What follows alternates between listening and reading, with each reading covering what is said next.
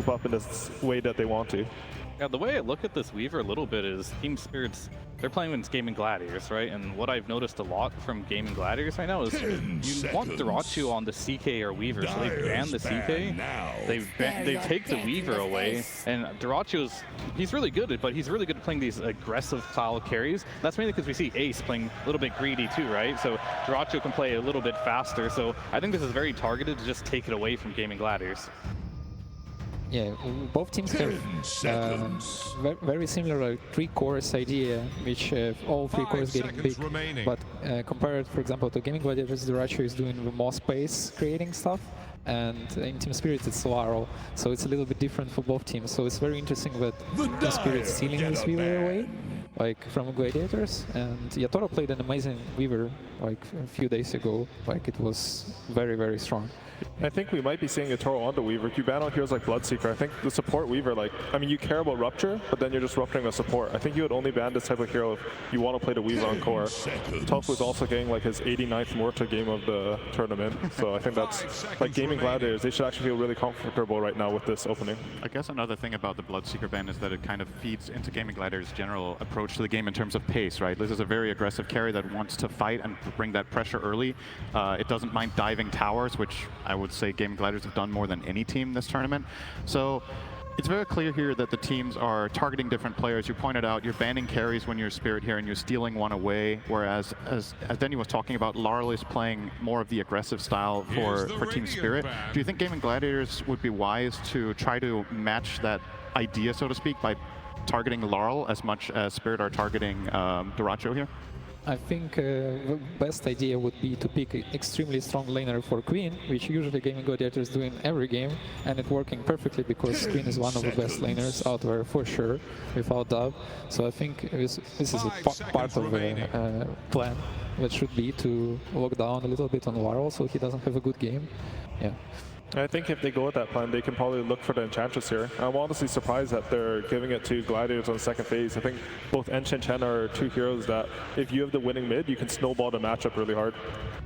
Yeah, it's one of the best heroes to rotate for 5 minutes siege and create insane amount of pressure. And we saw how Gaming Gladiators taking towers from their enemies. Like if you look almost every game, like minute 10, 12, there is no tier 1 towers on all 3 lanes. So it's crazy.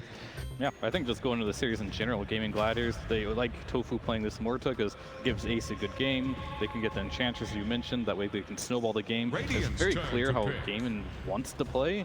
They're going to want to play fast, they can be greedy, they want to punish it right away. And Team Spirit, they seem a bit more flexible in what they want to do in their draft, and they kind of want to just take strategies away, and they're versatile enough to do it.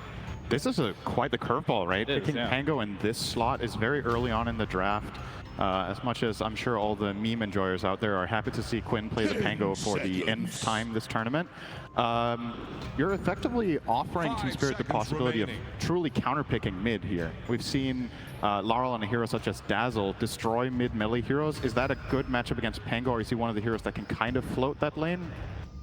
It's pretty good. Dazzle is destroying almost every melee hero on lane, but I don't think that Team Spirit want to go for that path because that will switch them from the more of a comfort strategy. Even though I'm pretty sure they can make it, but yeah, like we're putting 𝙈𝘼𝑍 in a situation where I think we will need to decide with more limited like hero pool against this Pango, because you want to punish this hero, but at the same time, what kind of hero is left here to punish it from the 𝙈𝘼𝑍 comfort zone?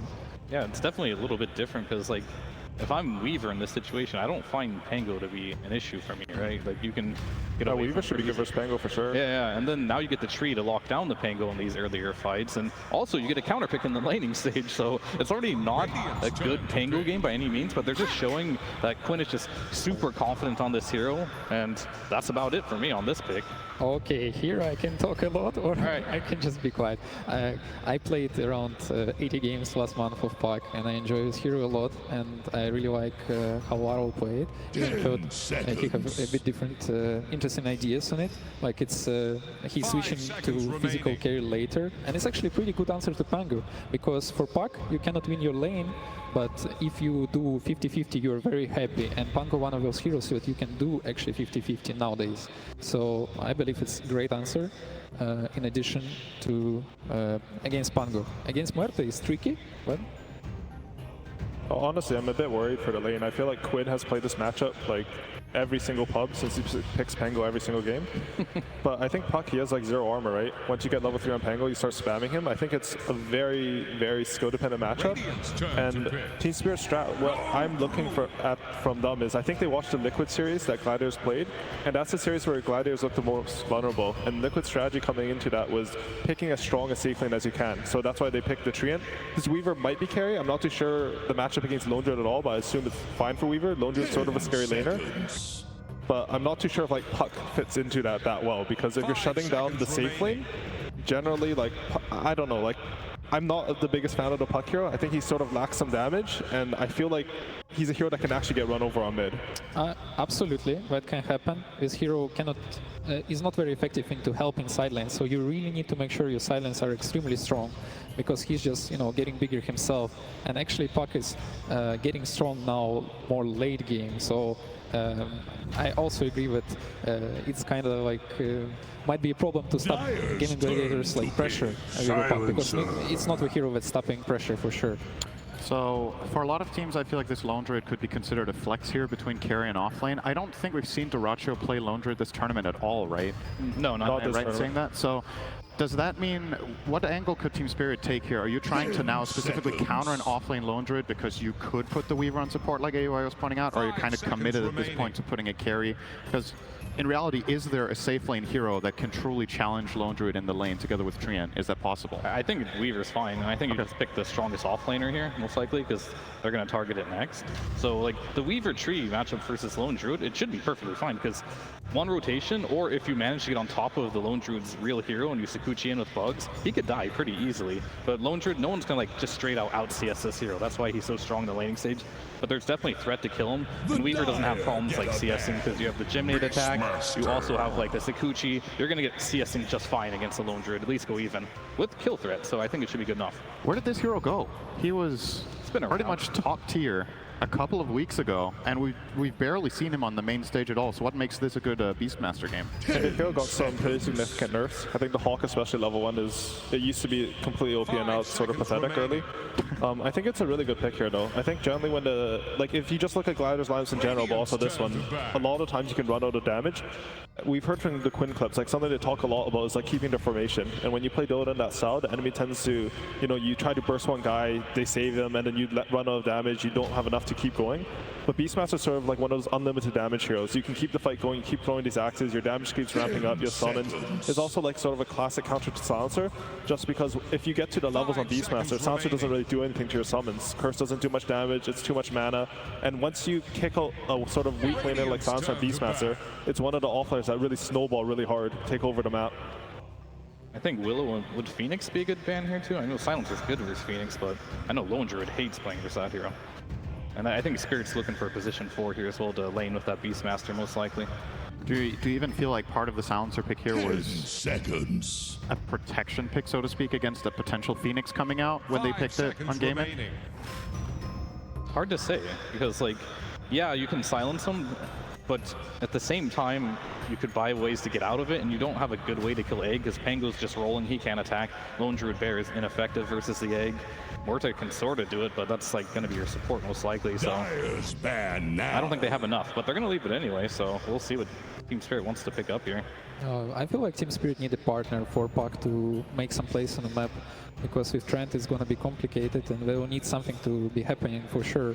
Maybe we don't need to do anything and Gladiators just going to run at them and we're going to just like take Skyraft maybe? I can see Skyraft working. I think the #1 priority for Team Spirit right now is making sure that Beastmaster is a good lane. If Beastmaster does not have a good lane against Silencer, then oftentimes it can be hard to fight into, especially versus Pangolier, another matchup where, yes, you can roar his role, but if you cannot like burst him in that, then Pangolier becomes very good against Beastmaster in the fights. So I think the lane comes first, and then they can look at options after that. Yeah, for sure. We're aiming some good carries against Beastmaster right now too, like with 1 terabyte. And this looks interesting. I guess we'll see if the Weaver will be on that position 4 or not here, if they're going to go for a carry, because that option does still exist if they want to go it. I wouldn't mind a Weaver carry at all. I think the lane would be pretty strong for Silencer. Weaver doesn't have to like commit. I mean, I think it might depend what carry they're predicting Gladiators to pick, but I'm just not too sure like what carry they're looking at. honestly, in my head, I'm like some Drow Ranger, but that hero's not very strong right now. I just see 𝙎𝘼𝘼𝘆, you know, and I'm like, oh, TI, 𝙎𝘼𝘆, Drow Ranger, it might come back.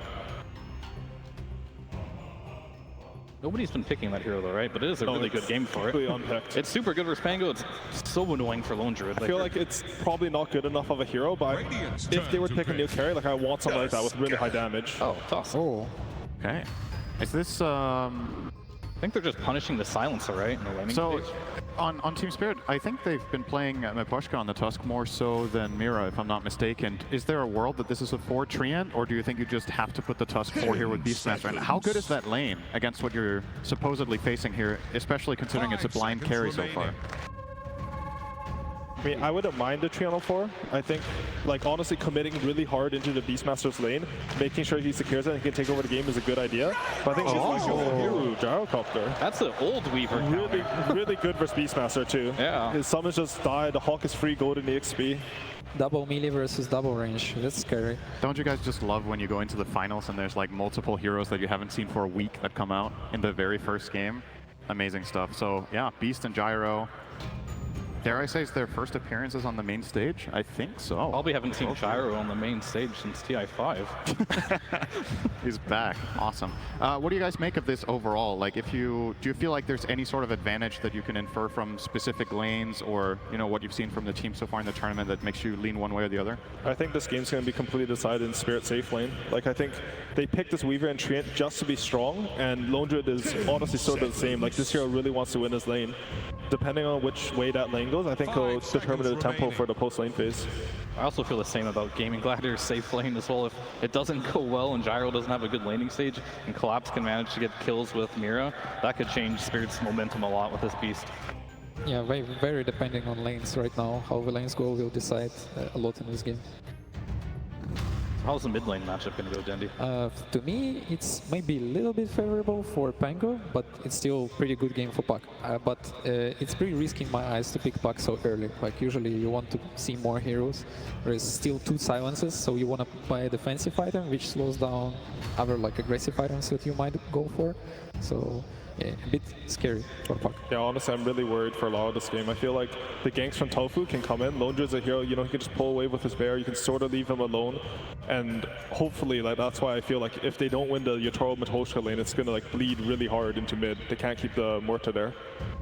What do you guys make of the Tusk here that Spirit ended up going for into Silencer, who's notoriously a really good anti-save hero, and a big part of the Tusk is saving allies with Snowball? Do you think that's maybe a little bit on the risky side, or? I think he wants to kill the Silencer. Yeah. I think this is a hero that can just like get on him and kill him right away. It's going to be more of an aggressive Tusk team instead of a defensive one. Yeah, for sure. We're gonna double jump with Puck. That's where we're gonna be their target number 1. All right. Thank you guys very much for your insights. We are ready to get into the game, but before that, we're going to a coach's interview with Silent from Team Spirit. Prepare for battle.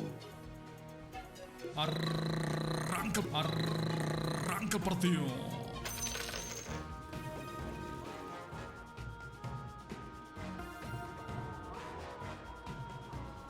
Тише, мальчик, тише, мальчик.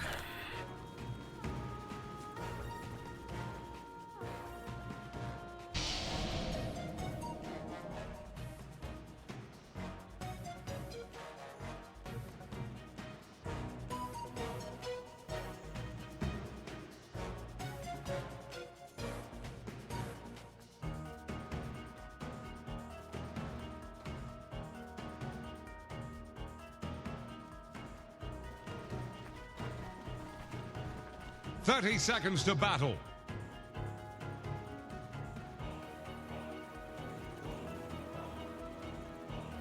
That's right, it's time to make our grand finals head underway. On one side, we have a team that is absolutely the best team of the year, but on the other side, the strongest team of the tournament. On one side, we have 3-time major winners, and on the other side, TI winners, but only one can claim the Aegis.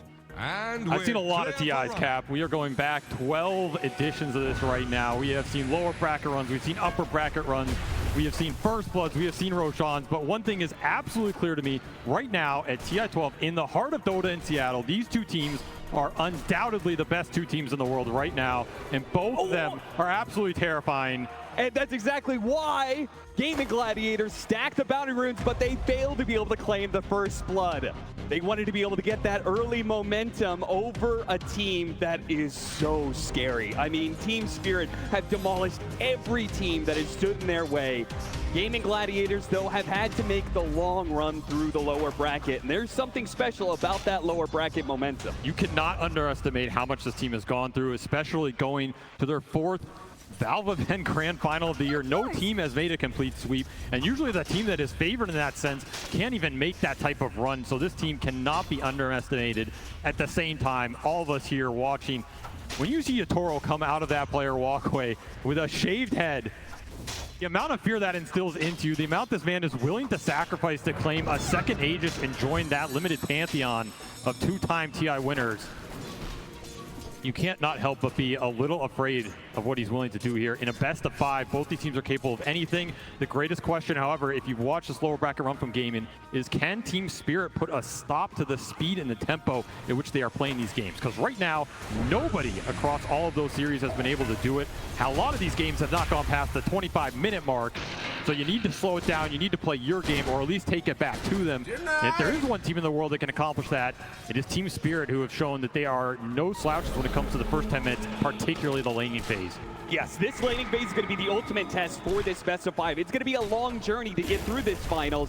And who walks away winning this laning phase could just end up winning the entire thing, as 𝙈𝙁𝘿𝘆 will end up going down. Tofu finally claims first blood for Gaming Gladiators. And this is a familiar story. Acceleration for Ace on the off-lane lone Druid. This is a hero that has demolished the lower bracket along with all the buildings in those series. A scary hero to give a lead off to here, especially when once more Gaming have a lot of tempo that can just go with Ace, go through these objectives, play with that Bear's timings. But I like what Spirit have brought out here in Game 1, right? These are a lot of heroes that are not afraid to skirmish early and take it straight back to you. Death against Tofu will end up helping to get the kill onto Tofu, but will end up falling into the end. And Ace is gladly going to be able to dive a bit more onto 𝙈𝙁𝘆. They're definitely winning this lane. They're walking away with it a bit. And that's going to be fast over corrosion for the Bear. That's going to give him a lot of chase down potential in this lane. He's still going to find it. 𝙈𝙁𝘆, oh! He has that extra little bit of heal. They'll end up dying the Bear. That's going to be 300 gold over to 𝙈𝙁𝘆, but Ace can keep up that pressure with a fresh resummon. Big turnaround for 𝙈𝙁𝘆, honestly. This lane was looking a little grim if you get Ace to that fast over corrosion, which has just taken over a lot of these lanes. All of a sudden, you get a Bear kill back. A lot of golden XP for 𝙈𝙁𝘆. He can start to regain momentum in this lane. This is a very strong lane for Team Spirit. Tree Weaver, there's not much that beats this, so this just shows how strong this off lane is for Gaming as well. They're it would be such a massive win if they could actually bring down Ace, but 𝙈𝙁𝘆's going to have to try and go for Tofu instead, who gave up his own life to be able to kill the bug on Ace to protect his core. He does die, but if 𝙈𝙁𝘆 gets caught by an entangle here, it's going to be a heavy punish, but not afraid, turns around, battles back against that Bear, knowing Ace still has some time before he has another resummon available. Still a lot of gold going to 𝙈𝙁𝘆 here as he takes a net worth lead. Good sign for Team Spirit is, I mean, Weaver has to be one of the fastest carries in this meta. I think CK is the other one that I had point to. Of course, Bristleback, he's a pseudo carry getting banned out. This is a hero that Team Spirit first picked for a reason. If they get him to a good position, he can go and defend all these towers. You can take every single fight with this carry hero, try and match 𝙈𝙁𝘆's pace, where I almost feel like it doesn't matter what hero 𝙈𝙁𝘆 is playing. This guy is going to run at you. He's going to join all the skirmishes with Quinn. You have to be ready for the 5-man collapse at a certain point. Either get some trades, be ready to defend them at the towers. This Beastmaster can trade on the map. That's another objective that Team Spirit can look for as this game progresses. I feel like out of all the players on Gaming Gladiators, it's definitely 𝙈𝙁𝘆. That's a resummon. Yeah, it is. Ace, he'll lose yet another Bear, and 𝙈𝙁𝘆's just climbing up the network chart now. A laning phase that started off a bit bad for them, but now they've got a full 20-second window with no Bear, so they should easily be able to get most of the CS. And also, the bounty. Man, he is sitting at 3K net worth already, way ahead of anybody else in this game. It adds up real fast. These Bears are worth a lot. It's also extra damage going into Ace. You're not healing while the Bear's on cooldown. There's a lot going wrong in this offlane for Gaming right now for the hero that's supposed to give them that lead, at least comparatively to those other games, right? This is still a very even game, but if you watched any of these series yesterday, particularly the Azure one, I guess if you're not down 5K at the 5-minute mark, you're doing pretty well. Yeah, seriously, you cannot let Gaming Gladiators run away with the laning phase. And that, when we were talking about it backstage, and so many other people that we talked to backstage, everybody was saying Team Spirit is not going to get run over the laning phase. They won't let that happen. You can make these kind of rotations, pick up on the snowball. They have 3 heroes to all bang onto the Gyrocopter, but it's not quite good enough. Tofu protecting them nicely. They'll get some damage in return, but Team Spirit is going to remain relatively healthy.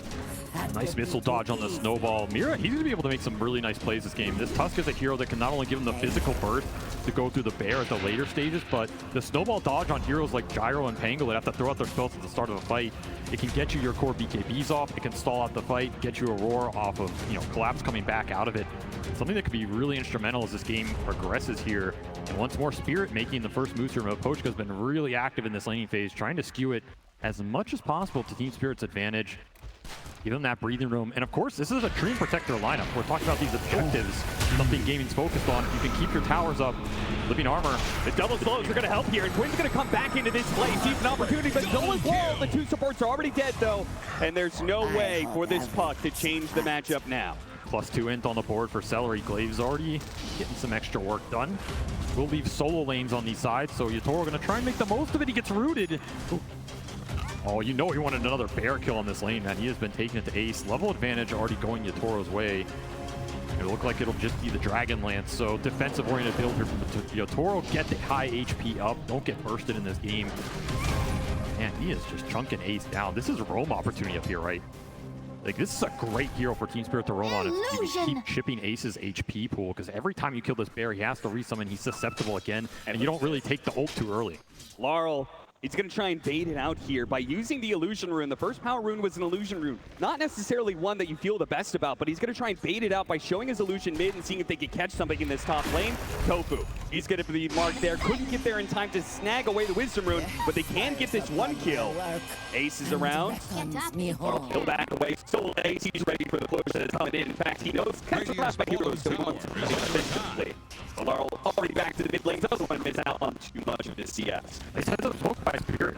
They are a team that will happily smoke at any of these Wizard runes. And if you study them, you know it's coming. The 7, the 14, the 21 especially is one of the big power moves. Tower faces a stiff They really want this XP advantage. And again, rotating to Ace's lane, I think, is a recipe for success. The other move you're going to make is to collapse when that helm is up to try and push the tower or kick the 𝙎𝘼𝘼 out of the lane. But I feel like every time you make one of these aggressive moves on Gaimin in the early game, you're pretty happy with it, right? Because it means they're not going to ace, they're not pushing your tower, and then things like this can start to happen where another kill for 𝙎𝘼𝘼. He is absolutely out of control. Oh, and their carry's going to be in trouble as well. Both cores in big trouble here on the side of Gaming Gladiators, and no TP rotations coming in. So they're just going to run down 𝙎𝘼𝘼. Do they dive the tower, though? It's a bit scary, and they've run out of resources. So 𝙎𝘼𝘼 lives, but only on the sliver of HP, and it's not doing him much good either. So he's going to have to make a run back to the fountain, very likely. You can see the side lane pressure here. This is another thing that's causing Gaimin some issues right now because they want to rotate towards mid, play around Quinn. So every time you bring supports off the side lanes, it's up to Spirit to recreate the pressure there and not let Quinn get away with these skirmishes with the power runes. However, Gaming rotating supports mid will secure that power rune for Quinn. Now it's a question of what he can do with it here. Can you rotate into 𝙎𝘼𝘼's lane? Is this Weaver killable in the very early game? Calling plus some roots, it's doable. Back, they're just going to bring everybody up here. Try and go on ace again. This is when the lone druid is susceptible. Perfect opportunity with the bear now being put on cooldown. They have done serious damage to Ace, killing him so many times, and even maybe catching Tofu here. 𝙬𝘼𝑼's going to try and slow him down, but that's 2 supports without a real stun. They're just going to back away, though. Bottom lane, that was the rotation coming out from Quinn. Mira left a bit alone here as the Beastmaster went for the Lotus instead. Good separation there with Shard, and Quinn doesn't feel like diving too deep. And this is the helm coming out finished for Collapse. So now you have a second pressure point on the map with your Team Spirit. You've gone through this early game in a pretty decent spot. 𝙎𝘼𝘼 well ahead of the pack. So if he wants to rotate, play with Collapse, start pushing some of these towers, you can start to take Gaming's game plan against them here. As they are still struggling to keep Ace in that offlane. This bear has just been exploited in the early game. So much extra golden XP. Try and make the rotation. Gets back to the safety of the trees. Gaming Gladiators are here in force, but fortunately the Pango versus the Beastmaster doesn't necessarily leave you the most options. can't really put to use that Rolling Thunder super well. He's going to try for it anyway, perhaps. Going to force out the Primal Roar. Collapse now going to try and back away with that extra bit of movement speed. Does get hit by the 𝙈𝘼𝘿𝘼 ultimate. That's going to slow him down enough. Good snowball pickup from Mira. That buys him a couple of seconds, but Quinn is going to follow that ball. He is perfectly matched to be able to hit them both. The Swastyastu isn't enough, though. And 𝙈𝘼𝘼 and Quinn are now in trouble. Caught by the coil. Laurel going to lock him down, and there's not much these supports can do to stop it. In fact, they're just going to feed right alongside the other two of Gaming Gladiators as Team Spirit in a 5-man move sweep over Gaming Gladiators, run them down underneath their towers, and even through the portal, Tofu will be denied that exit. Instead, he'll head back to the fountain after a triple kill for 𝙈𝘼𝘼. And 𝙈𝘼𝘼 straight back to the top lane, doesn't miss a beat. The downside of all that off lane going wrong for Gaming is Ace didn't even have a bear during all that, so you cannot bring the numbers to that fight. Just an overextension on Collapse that 𝙈𝘼𝘼 was happy to join and get the big Swarm turnaround kill. Of course, Laurel with a beautiful coil, just lock him in place. Let the Weaver do the damage here. This is very deep. Yeah, this is almost, it feels like a forced move. Yeah, forced play, if anything, right? And you know the snowball save is going to come out here. This is what I'm saying. You disjoint the missile, you disjoint some of the gyro damage. That turnaround is deadly. Treant's going to give you sustain to just push through a lot of this poke damage. You're also missing the support ults. 𝙈𝘼𝘼 and Silencer not too strong when they don't got the first silence on him. If they can keep him in place, the dead shot moves him back in. They have to use the global, but it will get the job done. A huge kill streak going the way of Ace. His net worth just shot right back up as he got 587 gold for just himself off that kill. I mean, we're 11 minutes in the game, and 𝙈𝘼𝘼 already had a 6x streak. So Ace absolutely happy to pick that up. That's the power of the global versus the Weaver before he has any sort of dispel item, which looks like it's going to become very late in this game as 𝙈𝘼𝘼 has opted for a Deso build-up. Another reason that kill was pretty valuable, right? You slow down the Deso, limit the charges you can get in these early exchanges. The slower it is, the worse it's going to be. Because his pace is very strong right now. Of course, the 𝙈𝘼𝘼, we have not seen gyro too much this tournament, but the big upside for this hero is the stacking, right? It's not something we've seen Gaming go back to a lot as the game's been very fast, but this triangle is getting stacked and is waiting for gyro to come and collect. The other Ancients are also doubled up right now. This is a lot of golden XP sitting in the bank for Gaming if they can move 𝙈𝘼𝘼 over there, start to clear through with the max flat cannon. Something that Team Spirit might think about contesting depending on how fast they can push these towers down. Yeah, absolutely. I think that in this game, it's funny, but I feel like the game plan is kind of swamped where Team Spirit want to be able to run over Gaming Gladiators, take these outer towers so they can disrupt that ancient farming. They're going to go straight to it. No hesitancy whatsoever. Immediate coil put on the Quinn, but they don't really have the strength to be able to bring it down just yet. Protected by all of Gaming Gladiators, who, again, they saw Team Spirit in the bottom lane show up as 5. They will do the same here in the mid lane. Quinn looks to find his mark, looks to see if he can drive right on through and straight to 𝙈𝘼𝘼𝘼. He'll find him here in the corner, clear out most of the trees, but Laurel is actually going to bounce back in here. He's going to retake the fight. 𝙈𝘼𝘼𝘼's going to stand and fight as best he can, but they kick off Ace immediately. Laurel trying to make his way out, and the silence, maybe he gets cooked again. He's dead. Couldn't jump to his orb in time. Yeah, they get Ace, but it does cost them quite a bit as Laurel was a big piece of the momentum for Team Spirit here. Tofu coming up big. Calling is just going to be their biggest way to deal with puck in these team fights. If you can land it, it's probably a dead puck. You dead shot back into it. It's an extended duration here. Once more, that fight got dragged out. Really nice disengage from Spirit. Draw them back up the ramp, waste this Rolling Thunder, chasing 𝙈𝘼𝘼𝘼 on the cliff. 𝙈𝘼𝘼 gets another pretty good angle. You can see the aggressiveness they're trying to play with this Beastmaster right now. They're taking the push to Gaming, not playing defense at all. And once more, the aggression continues. No Rolling Thunder for Quinn right here. Bubble sounds to try and protect him. Another Swashbuckle up in a second. He's actually going to turn and fight as best as possible, but the puck is going to be the end of Quinn. I thought he was going to Swashbuckle down and away from the trees. Maybe that was an error. This is looking all Spirit in this first 50 minutes here. They're getting a lot for their Beast, the start for 𝙈𝘼𝘼, and now it's just going to have to come back down to the flat cannon, clear through the Ancients, put 𝙈𝘼𝘼 in a spot where he can start to take these fights. This is a position we've not seen Gaming in a while, right? In this tournament especially. They are usually the ones with a very strong lead going into this 15-20 minute mid-game period. All of a sudden they're on the back foot. Double damage definitely going to help accelerate 𝙈𝘼𝘼 here.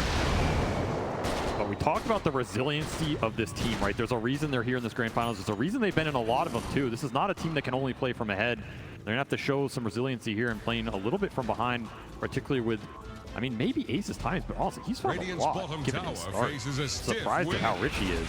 Yeah, he's got 3 deaths. I think his bear has died like 5 different times in this game, but Still second in the network chart. Still though, Spirit clearly holding the tempo control of this game. They're up by 3K. They've got to be feeling pretty good about it. Even if they couldn't stop the gyrocopter from clearing out stacks, they don't have to do it the first time around. Just taking these outer towers and trying to scrunch in the map a little bit. Yeah, take advantage of the fact that 𝙈𝘀𝘿𝘆's not ready. And it is dead even. That would have been my prediction before this series as well. Goes to show. I mean, respecting the ace timing as well, too. Yes. Like, this Radiance on the Bear, we have seen them do an incredible amount of work with it, and it's coming soon. Big Team Spirit really want to finish off this mid tower before those timings reach. The Aghanim Scepter on 𝙈𝘀𝘍, the Radiance on Ace here.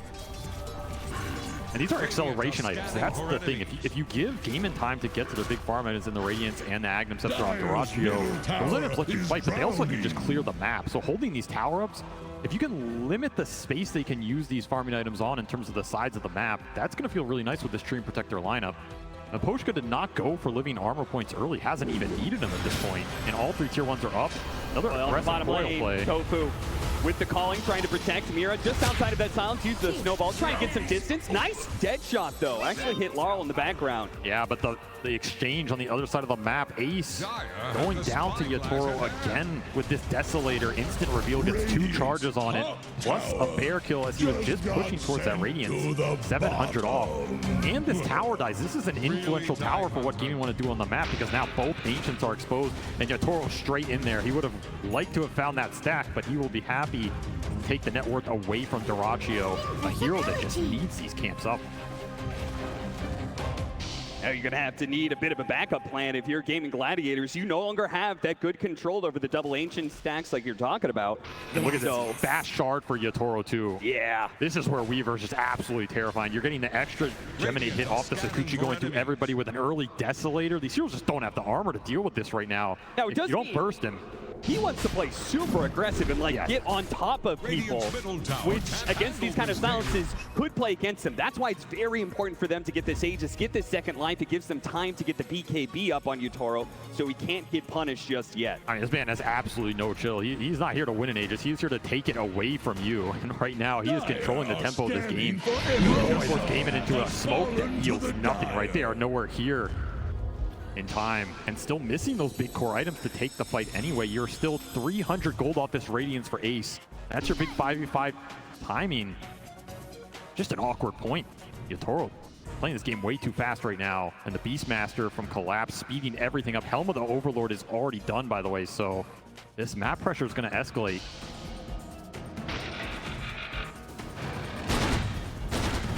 Gaming Gladiators really not able to do much besides just kind of make sure 𝙈𝘀𝘍 doesn't get smoke ganked.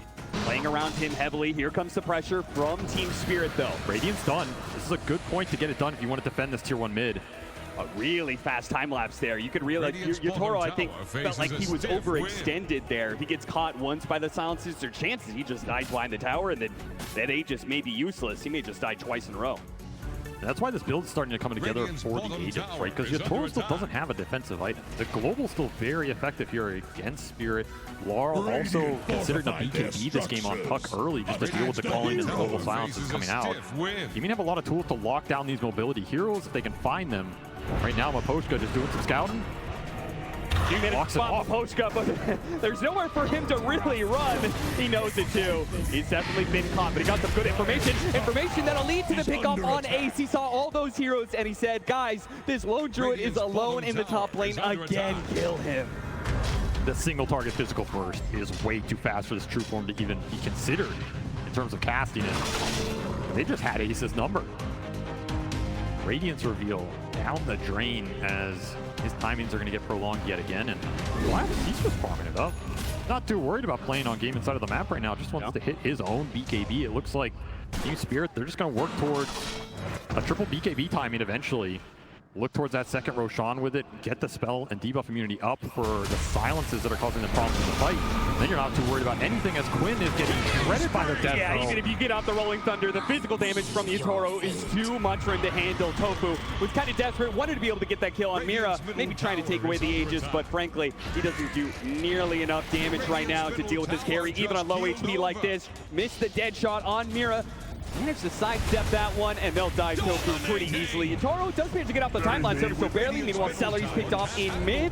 Team Spirit, they are absolutely outplaying Gaming Gladiators right now on the map. They just know all of these heroes are getting picked apart. There just seems to be no response whatsoever from these Gladiators. I mean, there's nowhere to run, right? You need to combine the damage here on Gaming to get anything done right now, and instead it's just Team Spirit going on you on multiple lanes, so you can't group up. Age is still up for 2 minutes here. 8 Deso charges already done for 𝙈𝘼𝘼. He is just slowly claiming your soul. This is going to escalate fast. This is a scaling lineup too, with all the auras they can bring to the table. The Swarm's going to go through. You have Tusk physical damage to pour in on top of it all, and a Chrysalis for 𝙈𝘼𝘼. I mean, how many aggressive items does he need in this game? I love the fact he's like, yeah, I don't need that BKB yet. Still have the Aegis for another minute and a half. And considering the pace of game right now, it does kind of feel like he's going to get that BKB once the Aegis expires, because this is going to be another team fight and perhaps another objective taken. 21-minute Wisdom Rune coming up. Tormentor, an object as well. Silence already going out. They're trying to lock down this Weaver, trying to stop him from killing anybody. It gets off the time lapse though. Forces a little bit of resources out of Gaming Gladiators. They're throwing some damage around. Laurel looking at that back line. You got to be careful of giving 𝙈𝘼𝘼 these good flak targets up front, as they're going to trade a bunch of the Bears HP. They're still looking for Poshko over here. They don't have the detection to catch him out. Something is going wrong with the detection on this tree, and for sure, he's just getting way too much information, way too deep right now. Team Spirit will play it safe, play it slow. Aegis out in 50 seconds, so you have to think about the timer here.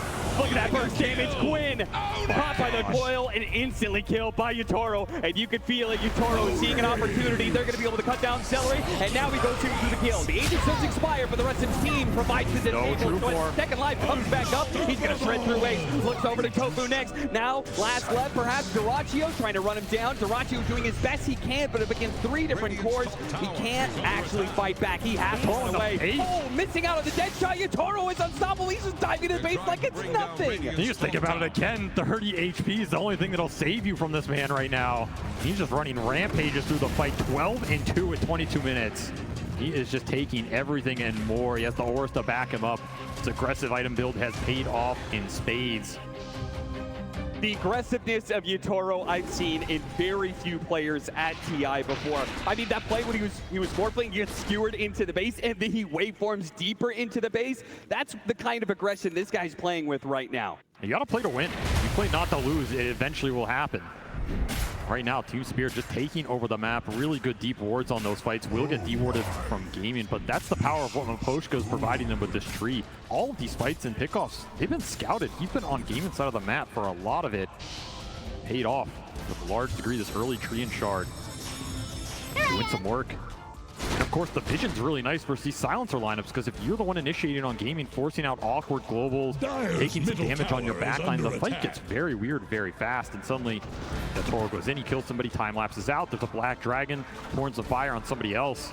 Too many fires to put out quite literally here. And once more, 𝙈𝘼𝘼 just scouting out the moves from Gaming. Gives them all the setup in the world. Radiant are scanning for This enemy. deadly, man. The cores from Spirit are converging on top lane. Look at 𝙈𝘼𝘼, man. He doesn't care if he gets caught. As long as he gets information for his team, he knows all 5 heroes of Gaming Gladiators are up here. So Team Spirit are going to slowly approach. They're going to group up together and take this fight. 𝙈𝘼𝘼 just time-lapse to the fountain and back to get his BKB. He will not have time-lapse for this fight. Says, I don't need it. Overgrowth with the 3-man coil. It's looking beautiful. And 𝙈𝘼𝘼's right in there with his fresh BKB, delaying the damage in these cores. Once again, Ace has no chance with the bear. And of course, the Beastmaster's going to lock down that ball. You're not going anywhere, Quinn. They're going to catch more. Tofu's going to be the last one down. 𝙈𝘼𝘼 only survives because of his TP.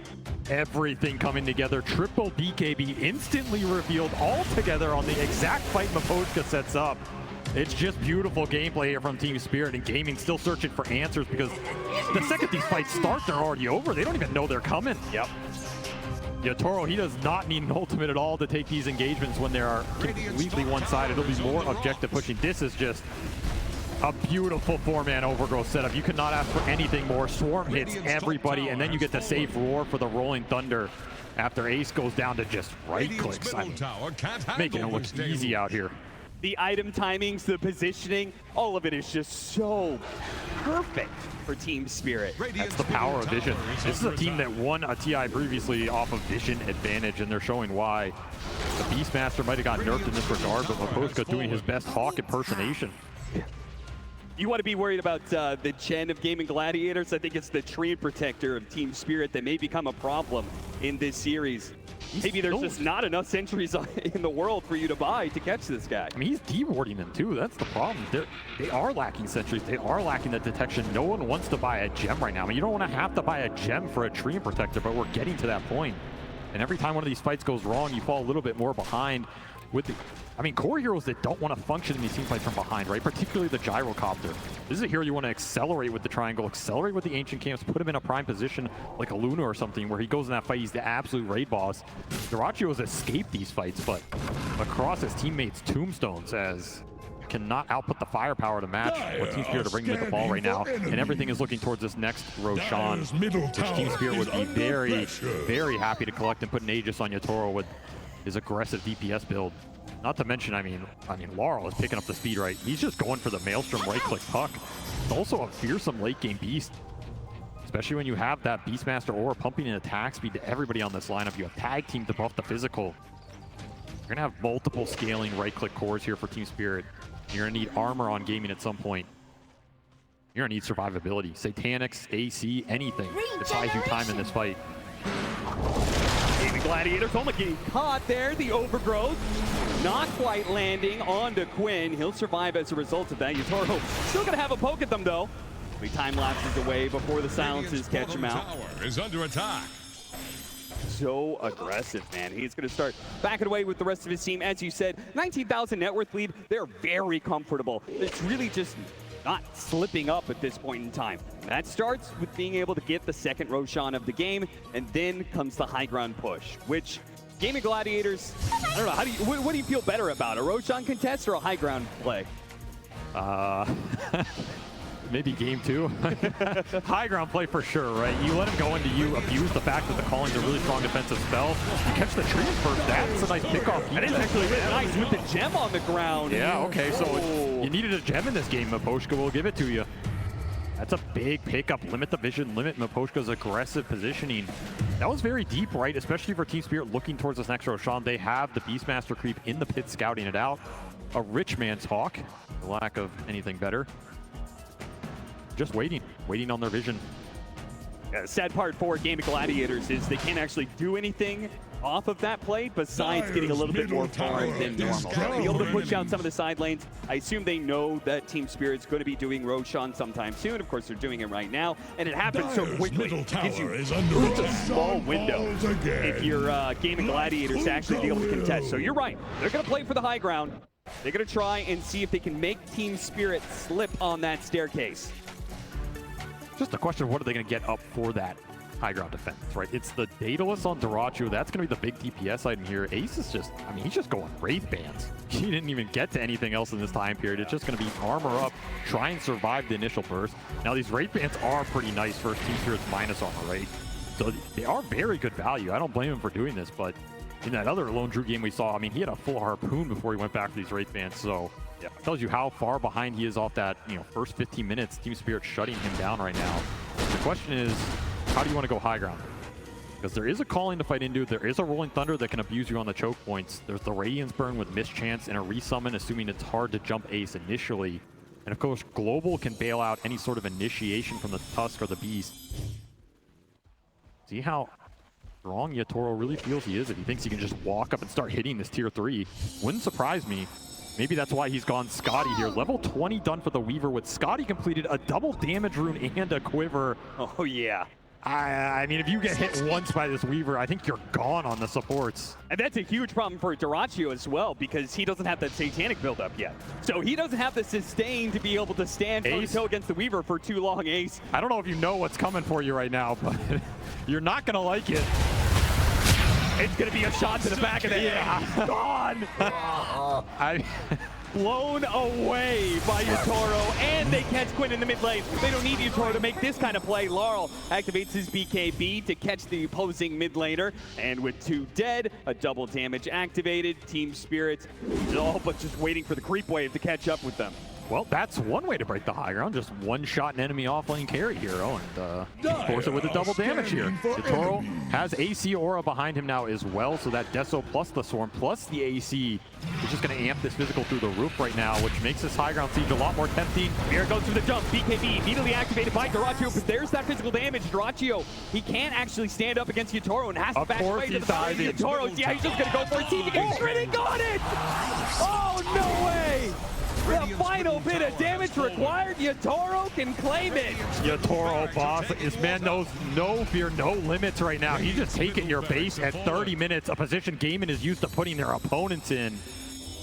The noose has been pulled taut here as Team Spirit have just given them nothing of the map, it feels like, for 15-20 minutes. Ace can't even escape the tier 3s right now. Just gonna have to take a high ground defense without your carry. Or watch another lane disappear. Yeah, I don't see how they stop this without 𝙎𝘼𝘼. I mean, I think Mira can also jump if he really wants to just force the issue. Yeah. This Tuskar is hella tanky right now. Gossamer Cave Drum, happy to start the engagement, particularly if you can find a good core target. He got feared on the jump. That was incredibly impressive, actually, but it will not yield them the fight. There'll be a second lane. 2 lanes barracks up for Team Spirit. And they still have 1.5 minutes left on that second life for the Weaver. That final push, I mean, if you're Team Spirit, you're here playing a full best-of-5 against Gaming Gladiators, why not make the first game quick? Just for your own sake. Yeah, give them a taste of their own medicine. Uh-huh. Show that the zoo is indeed not dead. That's the scary part of this game for me. You have Collapse on a hero that, I mean, they have been incredibly proficient with, right? This was a first phase ban at Riyadh for a reason. Yep. It is a Collapse signature hero, but it's not one of those big jump stunners that everybody's afraid of. They're afraid of the Collapse Magnus, the Collapse stunners. This is a hero that just took over the map. He farmed, he played his game with 𝙎𝘼𝘼, and it was the raw aggression and objective taking that put Gaming on the back foot. It's a scary thought if Team Spirit are taking doing it again, isn't he? Yeah. Own strat against you, and yeah, time lapse to the base for some Daedalus action. Your own X marks the spot. That is so much burst damage. When he's got the enchanted quiver on top of that. This is an insane, like, single hit, right? It doesn't take much. Sakuchi's in, hits you instantly, can start to run away. You're just getting chunked. This is the strength of Weaver right now. 15-2 for 𝙎𝘼𝘼. Mira looking for his opening. Gaming Gladiators, it seems pretty clear. They can't take an honest fight against Team Spirit anymore. They're going to have to play around the fountain here. As the jump forward, the green coil is slowly taking him out. Tofu does manage to live for now. Gets back to the fountain with Team Spirit. They still have more opportunities to come. The Aegis is going to expire, so Gaming Gladiators managed to weather that storm, and it's possible that Team Spirit may decide that it's best just to wait for a third Roshan before they end it. 𝙎𝘼𝘼's happy to give the Aegis up. It'll free up another slot for him at the rate he's going. Yeah, seriously. He just wants more damage, more survivability. Everything is great for him right now. The scary part is you can still work towards a Tuskags in this game. I mean, Mira's quite farmed. Oh, yeah. You're talking about a high ground break mechanism. If they really get in a stalemate and need it, he's going to kick someone out, and 𝙎𝘼𝘼 just runs straight into them. Pops BKB, turns around. Oh, man, that damage is just building up so quickly. Quinn's got it in an instant, so is the bear. 𝙎𝘼𝘼 battling up against 𝙎𝘼, but the big bad boss of the fight is definitely 𝙎𝘼. And once he turns his eye on a hero, he disappears. Game over for this one. The Team Spirit making absolutely no qualms about shutting Gaming Gladiators out in their own style. 33 minutes and it's done. Such a one-sided game one. I mean, nice lower bracket run, right? Welcome to the grand finals here. Welcome to the ultimate boss of Dota right now. As you might have won 3 majors, you might have made it all the way here, but if you can't find a way to break this team, which nobody else has been able to do, you're going to go home empty-handed. And Gaming Gladiators, like, they had such a good run leading up to this, right? They lost 1 game in this playoff run.